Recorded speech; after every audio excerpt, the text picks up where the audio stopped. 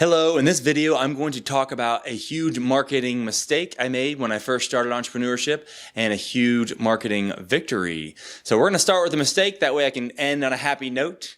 And we're going to bring it way back to 2011. I had a photo booth business, I was rocking and rolling, I was doing pretty decent. Well, I happened to be driving to Cincinnati, Ohio from Dayton, Ohio on I-75 with a friend.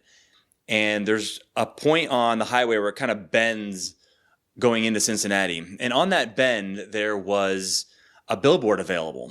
And the billboard said, rent me, available, whatever it said. But it was right off the highway. When the highway's bending, it's straight eye level. You can't miss it. And I was just so fixated by the location of it that I was like, man, I got to get this billboard. So I called him up. We talked about details, pricing. I wasn't even trying to negotiate at that point for whatever reason. And it was $3,500. Plus like $200 to make the billboard itself and the cost of the vinyl. So it was like $3,700 for 1 month. And I was like, yeah, let's go ahead and do it. Was I doing business in Cincinnati at that point? No. Was the billboard in Dayton where it should have been, where I was doing the majority of my jobs? No. Did that stop me? No, of course not. So I was like, yeah, let's go ahead and do it. So they had designers on their staff at the billboard agency that they could have designed and helped us design it. But for whatever reason, I was like, nah, I could do it. So me and my friend came up with a design, and we put on the left side of the billboard, we put 3 photo strips next to each other, maybe a little at an angle. And then across it just said, what happens in the booth, ... That's it. A phone number and maybe a website. So as you'd expect, nothing happened with that. I did have a lot of people say they saw it, which sometimes is good. And sometimes campaigns, that's what they're geared to do. But did I get any trackable sales from it? Nope. Basically just lit $3,700 on fire. So that was kind of fun. And in hindsight, what does that message even mean? What happens in the booth, ... I thought it was clever. I was 25 too, if that helps. I don't know if it helps or not. But that message doesn't tell you anything. In fact, photos were so new that people probably saw that and had no clue what I was talking about. And they were driving by and just like, well, I don't even know what that means. And then they'd forget about it right when they drove past it. And in hindsight, I should have said photo booth rentals across there and said corporate parties, weddings, graduation events. Those are my big 3 anyway, so why not just be very clear on what it is? Photo booth rentals, number, website. I didn't do that, and it ended up costing me a lot of money. So big mistake there. And I'm going to talk a little bit about marketing victories here.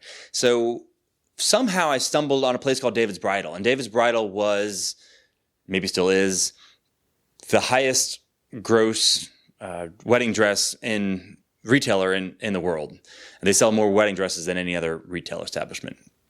So the way David's Bridal works for their vendors is they can have exclusive partnership with just one vendor. So when I came in there's no one photo booth. So in the Dayton David's Bridal, I could be an exclusive partner for a photo booth. And the cost was $2,400 a year. And keep in mind, I just lit $3,700, like just threw it in a bonfire basically and just lit it on fire. It was $2,400. I didn't know anything about it, but I'm like, you know what? Let's just go for it and let's see what happens. So I ended up booking it. I was exclusive photo booth for David's Bridal in Beaver Creek. And what that means is they had an email list of every single bride that signed up and tried on a dress. I got their email, I got their wedding date, I got their address, I got their phone number. This is back in the day, I think, when you could call people. I don't think you can do it anymore. I got all that information. And not only that, but I could have my information in the stores and I could be in the stores. So Bridal Christmas comes around. Bridal Christmas is January because most people get engaged during the holidays, like December-ish, Christmas time, New Year's Eve. January through the end of March, that is what they call Bridal Christmas. This is when all the brides will do the shopping, brides and grooms, will do the shopping for their summer and fall weddings. And I was in there every Friday, every Saturday, every Sunday, setting up a photo booth and talking to my target market with no competition and no one else around me. And it was great. And even on days, and this sucked, keep in mind, I'm 25. All my friends are out there partying. They're living the dream, and they're going to the bars. They're doing, having fun. They're going to the parties. They're doing all that. I'm in a wedding retail establishment, not wanting to be there. And I'm in there Friday, Saturday, and Sunday. And sometimes Sunday, I could talk to maybe 3 or 4 people in 4 hours. But in all honesty, I made so much money from that because this is my target market right in front of me. If you could ever have something where your target market's right there and there's no one else around, book it, do it.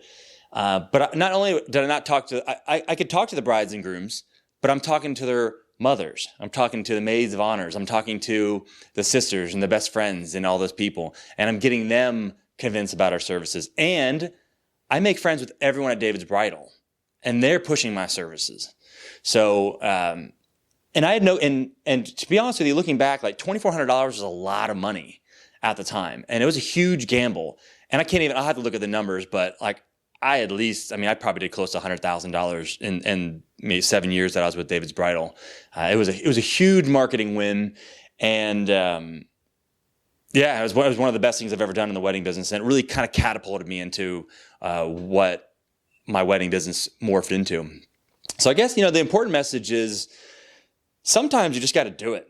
And your business is a baby, and it's a hungry baby, and you got to feed it. You're not going to not feed your child. So, while some people would have taken that $2,400, that $3,700, and they would have bought, new shoes, new car, new phones, whatever like that, I dropped every single penny back into the business. I didn't take a profit for like 4 years, I think, or something, ridiculous like that, because I was always hustling and always making the next move.